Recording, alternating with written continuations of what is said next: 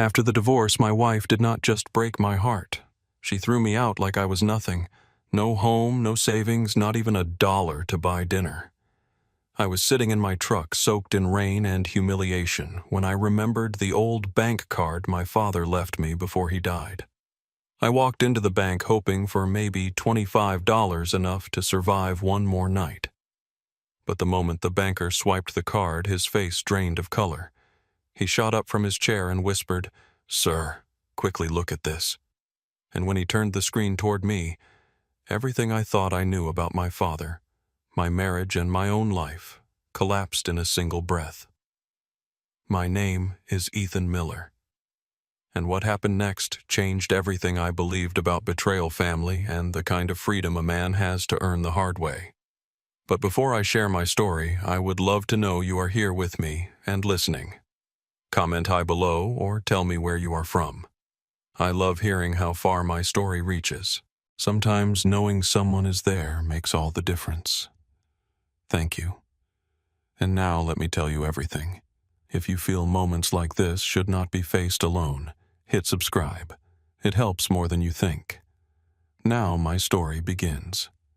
After the divorce, something inside me cracked in a way I did not know a person could break. I remember sitting in my old Ford truck parked in a cheap lot on the outskirts of Denver, rain sliding down the windshield in thin, tired lines. The back seat was stuffed with everything I owned now.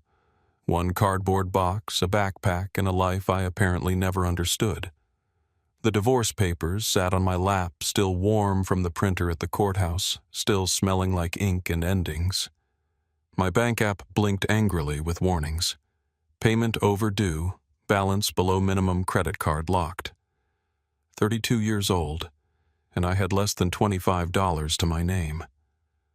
I stared at the glowing screen and whispered to myself the truth I did not want to admit. She really threw me out with nothing. 5 years of marriage, and I did not even recognize the man staring back at me in the rear view. Somewhere between building a home together and watching her climb through corporate circles, I had lost my friends, my ambitions, and the last pieces of confidence my father worked so hard to give me. I became the version of myself Olivia Bennett preferred: quieter, more accommodating, easy to move past. The last night in our Riverside house plays in my head like a scene I never asked to act in. The South Platte River shimmered outside our windows, the remnants of Olivia Bennett's corporate party still scattered across the polished floors I installed myself. She poured 2 glasses of wine, but only she drank. Her voice was calm, too calm when she said we were not aligned anymore. Then she slid a stack of divorce papers across the counter as if she were handing me a menu. The house, the Tesla her company shares, even the cabin in Aspen, everything under her name. I sat there stunned because I truly believed we built this life together. But the moment that gutted me was not the paperwork. It was the phone on the counter lighting up. A message preview. Logan Hayes, her co-worker. Words no husband should have to read. When I confronted her, she did not deny it. She did not flinch. She just looked bored and said, "Ethan, you have never been ambitious. You were never meant for the world I am in." As if ambition was the price of loyalty. Her lawyer had already locked our accounts. The prenup I signed when I was stupidly in love boxed me in with no leverage. When I gathered my belongings, a few clothes and old laptop architecture sketches I never had time to pursue, Logan appeared at the doorway wearing the jacket she had once given me as a birthday gift. He leaned there like he belonged, like I had been the intruder all along. "Sometimes leaving," he said smugly, "is the best thing a man can do for everyone." I did not yell. I did not break anything. I walked out quietly because that was all I had left, my silence. That first night in the truck felt like sleeping inside an abandoned version of myself. I tried calling old friends, but numbers had changed and people moved on while I waited too long to notice. The neon from a nearby gas station flickered through the fogged windows while I scrolled through my empty accounts, realizing I was dangerously close to having nothing, not metaphorically, but literally. Houseless, jobless, heartbroken, humiliated. I curled up in the back seat with a thin blanket and listened to the rain hammering the roof. Somewhere between the ache in my chest and the cold creeping through the metal frame, I thought about my father. Henry Miller's steady hands, tired eyes, the kind of man who believed in hard work even when it did not believe back. Before he died a decade ago, he gave me a small wooden box, told me to keep it close, but I had thrown it into storage and pretended it did not matter. Lying in that truck, shivering, I remembered it. For the first time in years, I wondered if there was something inside worth opening. And that thought, small and quiet, pushed me into the next day, the next breath, and the beginning of a truth I was not prepared for. By morning, the rain had stopped, but the cold had not. I washed my face in a gas station restroom, avoided my reflection, and drove toward a run-down rental room I found online. The price made my stomach nod. I could afford maybe 3 nights, maybe. After checking in, I drove straight to the small self-storage unit where I kept the last remnants of the life before Olivia Bennett. The smell of dust and old cardboard hit me the moment I opened the roll-up door. After digging through boxes of tools, clothes, and things I should have thrown out years ago, I found it a small oak box, edges worn, the lock scratched like someone once tried to pry it open. My father's handwriting was still faintly visible on the underside. Holding it made something tighten in my chest. I remembered him clearly then. Henry Miller, the building maintenance worker who came home covered in paint and engine grease, but always had a smile and some half-broken advice about life. Save your money, Ethan. Do not trust too easy. Never owe anyone. He lived paycheck to paycheck, but he never complained.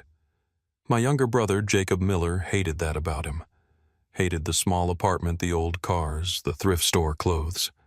But I admired him. He gave what he had even when it was not much. And then 10 years ago, he died in what the police called a simple accident, a hit and run. Case closed. But even at 21, part of me felt like something did not add up. I used the tiny key he had once slipped into my wallet. The old lock clicked open. Inside were 4 things. A bank card so worn the numbers were almost gone. A yellowed envelope with my name written in my father's slanted script for Ethan. Only when you have nowhere left to turn. A small stack of photocopied documents and a single photograph. I opened the letter first, hands trembling. He apologized for the life we did not have, for the chances he could not give me.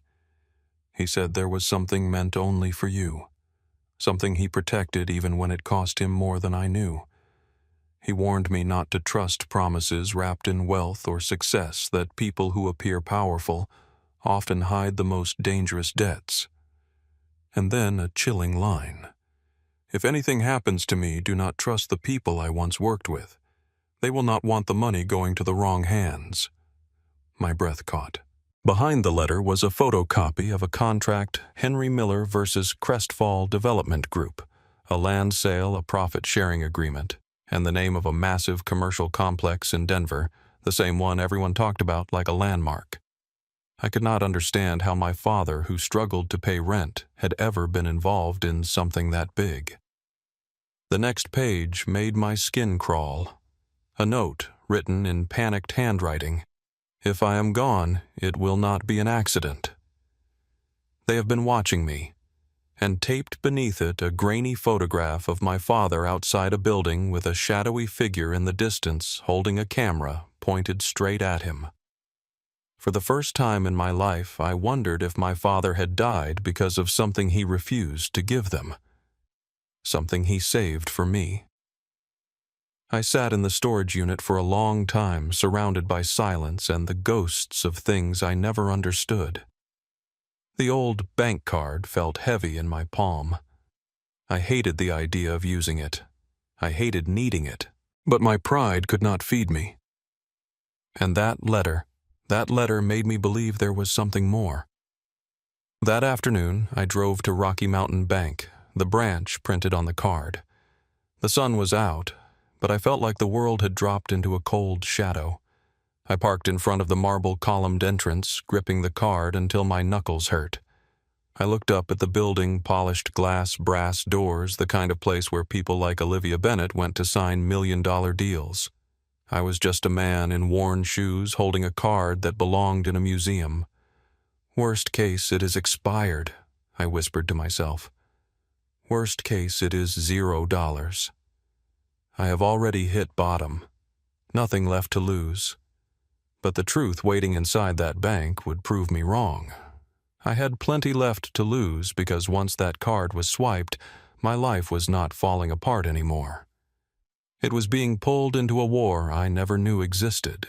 The morning after the bank turned my life inside out, I drove my old truck north on I-5 toward Salt Lake City. The night stretched endlessly on the road, more than 8 hours of driving through mountains and high plains, city lights fading behind me. The highway was wrapped in fog, the kind that pressed against the windshield and made the world feel smaller, quieter, more focused.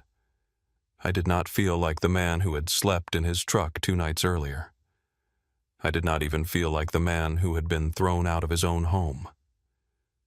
There was something heavier in my chest now, an awareness that I was heading toward answers that might break me more than the divorce ever had. I kept hearing the same question in my head. What else did you hide from me, Dad? And why Mr. Whitman gave me an address that led to a sleek high-rise in downtown Salt Lake City, the kind of glass and steel monolith that I used to walk past without daring to look inside. I stepped through the revolving door and entered a marble lobby filled with people who moved like they had somewhere important to be. Polished shoes, sharp suits, watches that cost more than my truck. I felt underdressed and out of place in my faded jacket and boots, but I forced myself forward toward the law office of Lawrence Hayes. The reception area was quiet, the kind of quiet that felt curated. When Hayes walked out to greet me, he looked exactly like the kind of man my father would warn me about: mid-40s, precise haircut, tailored suit expression, unreadable. His handshake was firm, but his eyes searched me like he was looking for something my father had once described. He asked for my ID and spent several minutes comparing it to the file he pulled up on his tablet. When he finally set it down, he exhaled as though he had been holding his breath for 10 years. "Your father left instructions," he said. "I was not allowed to contact you first. I could only wait until you came to me." The idea that this stranger had known of my existence for years while I struggled through life unsettled me. I sat stiffly across from him as he opened a thick folder filled with documents I had never seen. Signatures, contracts, balances, evidence of a life my father had lived entirely out of my sight. He explained the first blow gently, but it still landed like a punch. My father had not just sold land decades ago. He had become a silent shareholder in a major urban development company. His name never appeared publicly. Everything was held under a structure called beneficial ownership, with the beneficiary listed as me once I turned 18. For 12 years, profits had been directed into the trust I had just discovered. I tried to make sense of it. My father, who patched jeans with duct tape and fixed heaters for a living, owned a hidden stake in a company worth $60 million. While we scraped by paycheck to paycheck, the contradiction twisted my stomach. Then Hayes dropped another truth. A few months earlier, someone had tried to transfer the beneficial rights of one of those hidden holdings to a woman with the last name Sloan. My breath stopped. Olivia Bennett's last name. Hayes said he refused following the trust terms, and the person behind the request had then pushed through another lawyer, even asking questions about my father's death certificate. My hands grew cold. I remembered my father's warning in the letter. Do not trust anyone who once did business with me. Hayes moved on, unaware of the storm gathering behind my ribs. He explained that my father had once worked with a powerful, tightly knit group of real estate moguls known as Iron Crest Circle. They controlled huge parts of Utah's development market and operated through private agreements and loyalty clauses that kept outsiders away. According to Hayes, they hated unpredictability, and a hidden share suddenly belonging to a man like me could unravel millions. He slid a set of documents across the table, copies of notes my father had mailed him in the week before he died. One mentioned being followed. Another referenced threats that were not direct but clear enough. The last note simply said, "Something is wrong inside Ironcrest Circle." The date on that last note matched the time frame in the photograph I found in the wooden box, the one showing him being watched by someone with a telephoto lens. I felt my pulse thudding in my ears. Hayes was not finished. He mentioned almost offhandedly that Olivia Bennett's firm had partnered on a project funded by Ironcrest Circle. I remembered her once telling me I was not aligned with the world she was entering. At the time, I thought she meant her career. Now the meaning twisted into something darker. Maybe her connection to Logan was not accidental. Maybe none of it was. Finally, Hayes revealed that my father had 3 trust accounts, not one. The other 2 were locked under a strict 3-party verification process, bank, legal counsel, and a city notary. If someone found one, he said they would come for the rest. I walked out of the building with the folder in my hands, the wind colder than when I had arrived. The city lights felt harsher, sharper, like the world had tilted just a few degrees off-center. I came to Salt Lake City to understand the money, but I left knowing something far worse. Someone had wanted to control what my father left behind. Someone had likely pushed him toward his death. And now that I had surfaced, they were looking at me. I stood beside my truck and whispered to myself, this was not an accident. None of it was. And for the first time since the divorce, fear crept higher than heartbreak. I checked into a cheap hotel near the edge of Salt Lake City, the kind with worn carpets and buzzing lights that flickered for no reason. I needed a place to breathe, to lay out everything I had learned and try to connect the pieces. I sat at the small desk in my room with my notebook open, rewriting names and dates, circling anything that could tie Ironcrest Circle, Olivia Bennett, and my father together. But every few minutes I heard footsteps outside, slow, deliberate pacing that made my nerves prickle. When I finally looked through the peephole, no one was there.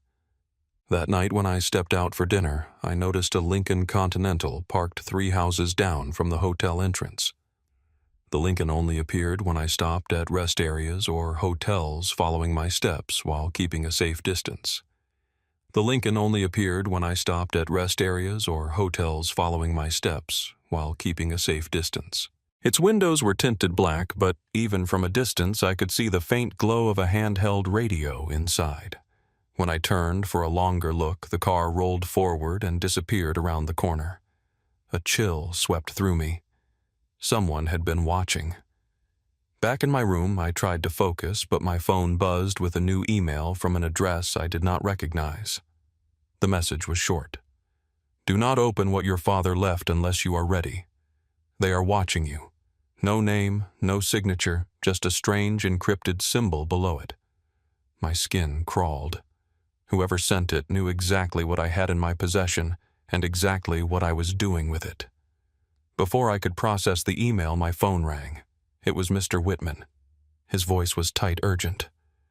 Someone had tried again to gain access to my father's account, this time using forged credentials. The attempt happened less than an hour after Hayes had printed documents for me, meaning someone was tracking both my movements and my financial activity. My chest tightened. Someone wanted that money badly. Someone who was not afraid of crossing legal lines. I opened my laptop to search for anything about Ironcrest Circle. Pages of articles popped up, development deals, charity galas, influential board members. But hidden between the lines were threads of accusations, back-channel agreements, undisclosed holdings, whispered stories about people being bought out or pressured to disappear. A pattern formed, and it pointed to a world I never imagined my father had brushed against. Then, on a financial forum, a post caught my eye. A young guy in Denver inherited a dormant multi-million-dollar trust, banks scrambling to confirm identity. Attached was a grainy photo of someone walking into Rocky Mountain Bank. The angle, the posture, it looked like me. My heartbeat stumbled. The circle of people who knew was widening fast. That was when I met him. Brandon Cole, a man built like a debt collector. Sharp eyes that scanned everything. I saw him at the front desk talking to the hotel clerk asking what room I was in. When I stepped out of the elevator, his gaze snapped toward me. He did not approach, but he watched me walk past with a look that felt like sizing up a target. Something in me told me he was not working alone. Before I could decide what to do, my phone rang again. Olivia Bennett. I nearly sent it to voicemail, but something in me hesitated. When I answered, her voice was not cold or calculated like I remembered. It was shaken, panicked. She asked where I was, then said, "Ethan, we need to talk. I know things about your father, and I am not the only one looking for you." She refused to explain more, only repeating that I had to meet her before it was too late. The phrase, "not the only one," hit me like a punch to the ribs. As soon as we hung up, I noticed movement outside my window. The Lincoln had returned, idling under the streetlight. This time, someone was pointing a pair of binoculars directly at my room. Instinct took over. I killed the lights, grabbed my jacket, and slipped out through the back stairwell, heart hammering against my ribs. I kept walking, listening for footsteps, watching for shadows that did not belong. Every parking lot, every glass door became a mirror showing someone just out of frame. By the time I reached the street, I was not thinking about the divorce anymore or even the money. I understood fully, and with a heaviness that settled into my bones, that the moment I opened my father's wooden box, I stepped into the same storm that swallowed him. And as I moved into the darkness, one thought repeated in my mind. I do not get to be naive anymore. Not after this.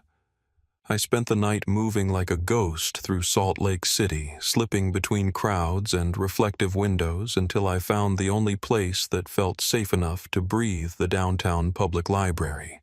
The building was full of students, office workers, tourists, and people like me, those who needed a place where no one asked questions. I chose a seat tucked behind a row of shelves far from the entrance, but close enough to a camera that anyone watching would know I was not alone. I opened my laptop and began digging deeper into Ironcrest Circle. Old articles hinted at shell companies' hidden transfers and disputes with partners who mysteriously went bankrupt or vanished. Every sentence felt like a reminder that my father had stepped into a world he was not built for. An email ping pulled me out of focus. It was from the same anonymous sender as before. "If you want to stay alive, do not let anyone access your father's files." Attached was a photo from the night before me walking toward the hotel, the black Lincoln parked behind me like a shadow carved into the street. The angle suggested the person taking the photo was not inside the Lincoln, but watching both of us, someone watching the watchers. My pulse thudded against my ribs. Before I could respond, footsteps approached. I lifted my head and nearly froze. Olivia Bennett stood at the end of the aisle. Her hair was messy, not styled like usual. Her eyes darted around as if expecting someone to drag her away. "Ethan, we need to talk." She kept her voice low, too low for comfort. "Please, not here." The moment she stepped closer, my phone buzzed. A location alert showed that Olivia Bennett had tracked me using the shared device app we once set up when things were still normal. I felt sick for ever trusting her with anything. She told me Logan had been missing for 3 days. Her hands trembled as she spoke, but it was not grief. It was fear. She said she never meant for things to go this far, that she had tried to find information about my father's account, only because she thought I deserved part of what he left. She took a deep breath, eyes filled with worry, as if struggling with the decision to tell the truth. Her voice trembled before she confessed everything. Then she swallowed hard before admitting something I did not expect. Logan Hayes, Olivia's colleague, had been involved from the start. My father had visited her company the week before he died. He came looking for Logan, saying he needed to warn him about irregularities in a project connected to Ironcrest Circle. 1 week later, he was dead. I did not know whether to believe her or walk out, but she was not done. She leaned in, whispering like she expected the books themselves to listen. "There was a USB," she said. "Your father carried it with him. He showed it to Logan once. It had files, real evidence. If it still exists, it is in the wooden box somewhere hidden." My stomach dropped. The box. I had checked it, but not carefully. I suddenly wondered what else I might have missed. Before I could respond, a librarian hurried toward us, breathless. "Sir," he said, "is that your vehicle outside? There is a man trying to break into it." I followed him to the security office where a monitor displayed the parking lot. My truck appeared on the grainy footage. A man was leaning against it, prying open the door with a metal tool. I leaned closer and felt ice crawl up my spine. Brandon Cole. He moved methodically, searching through my belongings. Then he lifted something into view, a crumpled photocopy of one of my father's old contracts, the one I kept in the door pocket. My chest tightened. If he had that, he had a piece of the puzzle. He scanned the lot, tossed the contract into his coat, then climbed into the Lincoln before speeding away. I pushed through the back exit with Olivia close behind. The glass on my driver's side was shattered, my belongings scattered across the pavement. Every inch of me burned with the realization that they were not just watching anymore, they were closing in. I dialed Hayes immediately and told him someone had stolen part of the documents. His tone sharpened, warning me I had to secure everything left in that wooden box and fast. I did not wait another second. I grabbed what I could, started the engine, and drove toward Denver. The road blurred beneath the headlights as I replayed everything Olivia said. The USB, the hidden files, the fact that my father's death came just days after he tried to warn someone. By the time the city lights faded behind me, one thought anchored itself in my mind. If I did not uncover every piece of the truth before they did, the next death in my family might be mine. Rain hammered the windshield as I drove through the night back into Denver. The roads were nearly empty, and for the first time since learning about the trust fund, I felt the same fear my father must have felt in his final days, being hunted not for who he was, but for what he knew. I reached the storage unit just before dawn.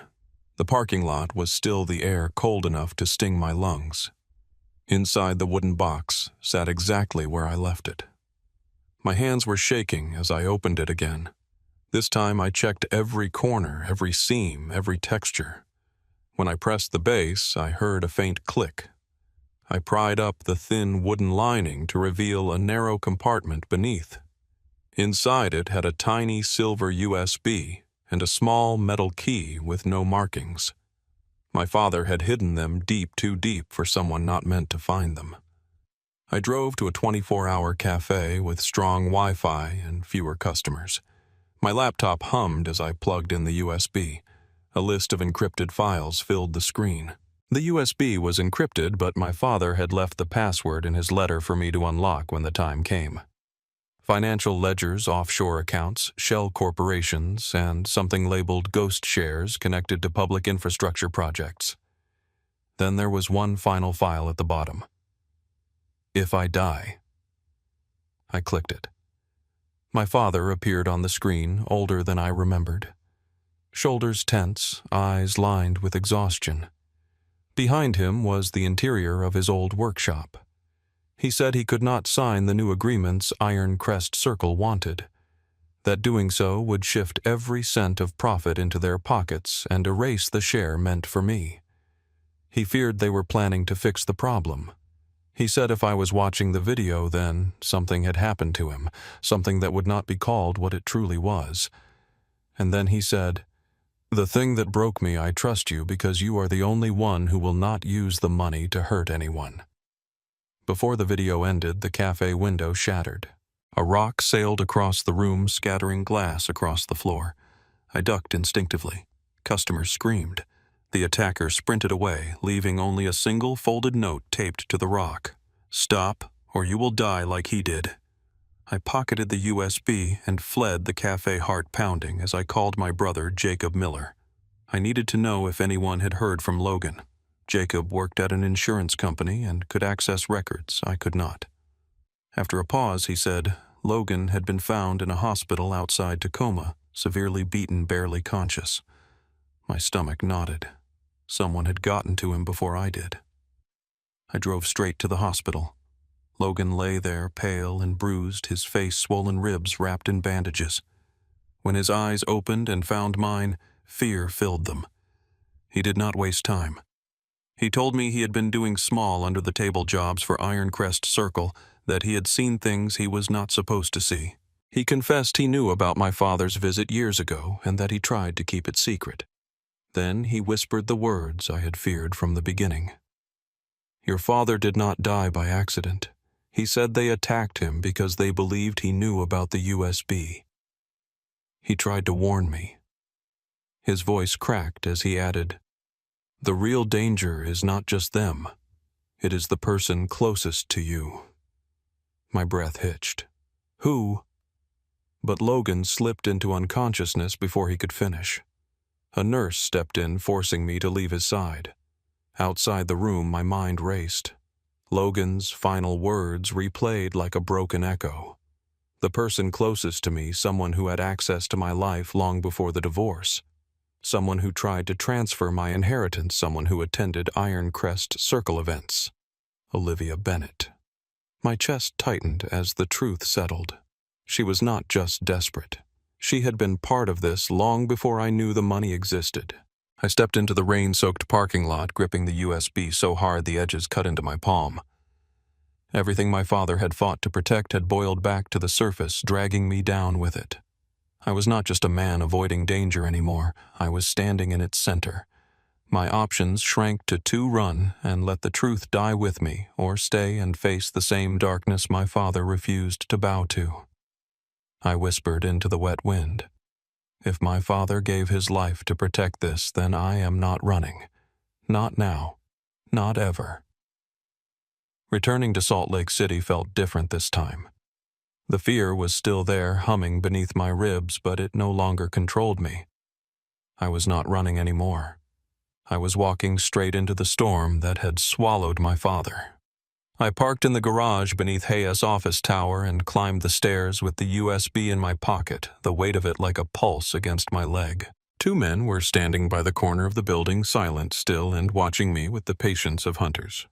When I glanced back, they did not look away. Hayes confirmed they were not from his staff, and I knew the people who killed my father now saw me as unfinished business. Inside his office, Hayes closed the blinds and locked the door before speaking. He showed me updated reports on Ironcrest Circle, a network of 6 individuals who once moved money through invisible channels. One of them, Victoria Lane, had begun shifting her wealth overseas, quietly dissolving ties. She is preparing to run, he said. She might be planning to use you as leverage. The idea of being caught between rival factions of the same corrupt empire made my skin crawl. While he was speaking, Hayes checked my phone with my permission. A log of location tracking showed that Olivia Bennett had been checking my coordinates almost daily, synchronized perfectly with the attempts to access my father's accounts. A wave of anger rose so powerfully I had to grip the armrests to steady myself. I had married a woman who spent years monitoring me without my knowledge. Minutes later, a message from her flashed across my screen.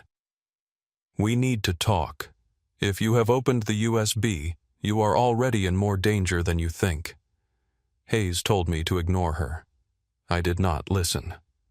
I chose a broad, empty parking lot monitored by city cameras. When Olivia arrived, she looked like she had not slept in days. Her voice cracked as she told me Logan had confessed everything before he vanished, his involvement with Ironcrest Circle, the pressure they had put on him, the mistakes he could not undo. She said they had silenced him permanently. The way she said permanently froze every part of me. Then she broke. She told me she had known about my father's hidden assets for years, that her company had been contracted by a firm acting as a satellite for Ironcrest Circle. Their executives told her to build trust with me at first financially, then personally. She said she did not understand the depth of what she had joined until it was too late. When my father visited her office to warn Logan about fraudulent activity, she overheard part of their conversation. A week later, my father was dead. Hearing her confess that our marriage began as someone else's strategy hit harder than the divorce ever did. There was no rage inside me anymore, just a hollow ache, like a space where love had once lived and then burned itself to ash. Before she could speak again, headlights cut through the parking lot. A black SUV rolled to a stop, its lights washing us in blinding white. 3 men stepped out, suits, tailored shoes, polished, but their eyes as flat as gunmetal. One of them I recognized instantly from the photo in my father's box, the man with the telephoto lens. He spoke first. "You are holding property that does not belong to you. Give us the USB and any other documents your father left." Something inside me shifted. Not fear, but resolve. I grabbed Olivia Bennett's wrist and pulled her behind a row of concrete pillars as gunfire cracked the air. Metal sparked as bullets struck the side of a dumpster. I shoved Olivia toward a side exit and sprinted in the opposite direction to split their pursuit. My lungs burned as I ran through the narrow alley behind the lot, hearing their footsteps closing in. I ducked into an overhang, catching my breath as the footsteps passed. Somewhere in that moment, panting in the shadows, clutching the USB, I realized I had no path backwards. No more hiding, no more hoping things would resolve themselves. I needed to expose everything, even if it meant stepping directly into the line of fire. I whispered to myself, barely audible. I thought losing my wife was the worst pain I would ever feel. But the real pain is knowing my father died, trying to protect me. And now I have to finish what he started. The morning after the chase, I returned to Hayes' office and placed everything on his desk, the USB, the hidden documents, the key my father left. Within hours, I was sitting across from FBI agents as they copied files and watched the final video of my father. With clear digital evidence and the video left by my father, the FBI launched an urgent investigation and immediately apprehended the suspects. When the screen froze on his face, they knew this was no conspiracy theory. It was evidence of a long-controlled criminal network. They opened a federal investigation immediately. Olivia was the first to fall. She was arrested for supplying personal information about me and my father to Logan and the firms tied to Iron Crest Circle. Watching her taken into custody did not give me anger or relief, only a quiet, exhausted acceptance. That night, police called to tell me Logan had died in the hospital. The footage showed a hooded man entering his room minutes before, another loose end erased. The hearings moved fast. I stood before a courtroom and told them everything: my father's warnings, the files, the threats, the truth, hidden under decades of fear. 3 members of Iron Crest Circle were indicted. I felt no triumph, just the weight of finishing what my father began. Afterward, Hayes handed me an envelope sealed in my father's handwriting. Inside, he wrote, "Freedom is not the money I left. It is your ability to choose what is right. Live with the sincerity I did not always have the chance to." When the investigation concluded, the hidden shares that had sparked everything finally returned to my name. I sold most of them and created a fund supporting people trapped in financially abusive relationships.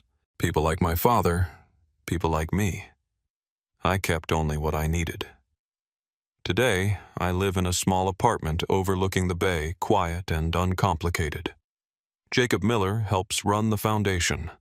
Some mornings I stand by the window and think of my father, how he fought alone so I would not have to. I began this journey with a broken marriage and a card I thought held $25. I ended it with truth, with peace, and with a life I chose myself. And that more than anything he left behind is the freedom my father wanted for me.